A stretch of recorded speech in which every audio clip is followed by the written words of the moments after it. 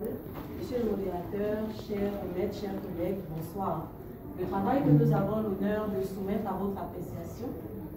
La commission, c'est bon pour vous? Oui, c'est bon. Allez-y. Le travail que nous avons l'honneur de soumettre à votre appréciation ce soir porte sur le profil épidémiologique et clinique des anomalies oculaires congénitales chez les enfants âgés de 0 à 5 ans.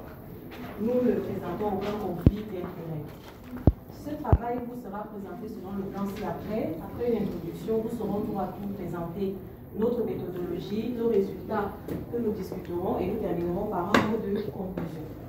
Les anomalies oculaires congénitales se définissent comme étant des malformations oculaires qui sont présentes avant la naissance.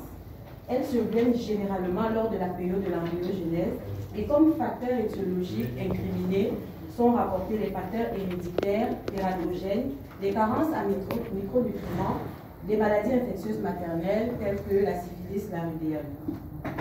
Elles constituent un impact chez l'enfant qui peut être potentiellement grave en termes d'altération de la qualité de vie et même de l'espérance de vie.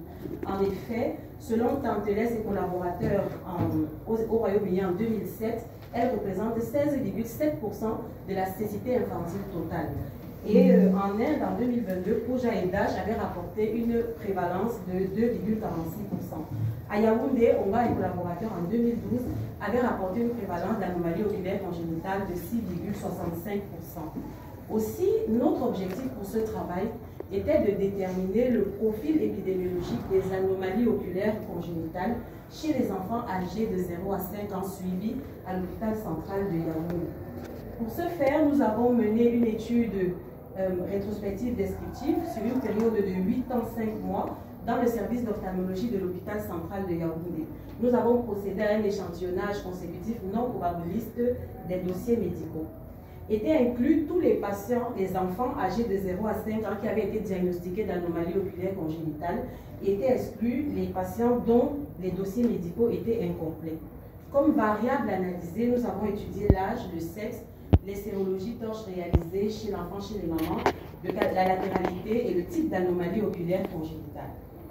Et les données ont été collectées au moyen d'une fiche technique qui a été conçue sur le logiciel CS Pro version 7.4 et analysée par le logiciel IBM SPS S26.0.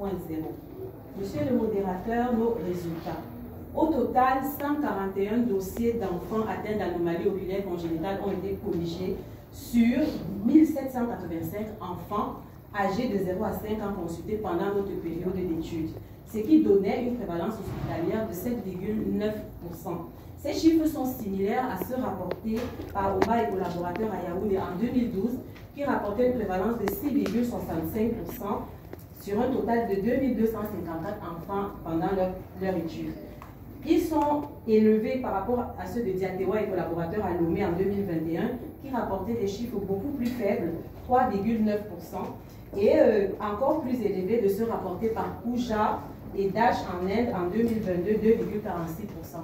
Ces disparités peuvent s'expliquer par les durées des études, notre étude étant faite sur une période beaucoup plus longue.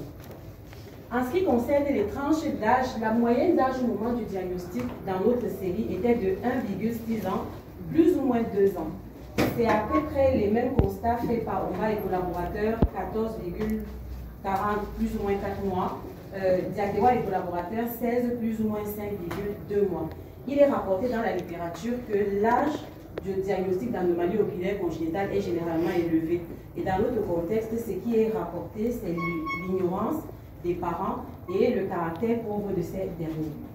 En ce qui concerne le sexe, nous avions une prédominance masculine. Il y avait plus de garçons que de filles. Cette prédominance masculine a été également rapportée par Oma et collaborateurs et par Diatewa et collaborateurs.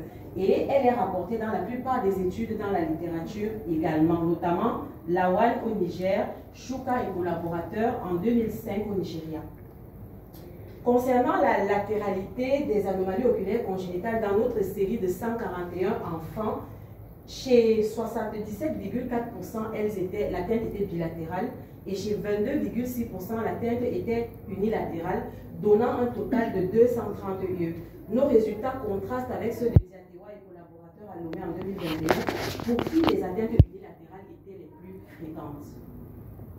Et concernant le type d'anomalie oculaire retrouvée dans notre série, tel que nous pouvons le voir sur ce tableau, l'obstruction congénitale des voies lacrymales était la première cause étiologique d'anomalie oculaire congénitale avec un pourcentage de 29,1%, suivi de la cataracte congénitale.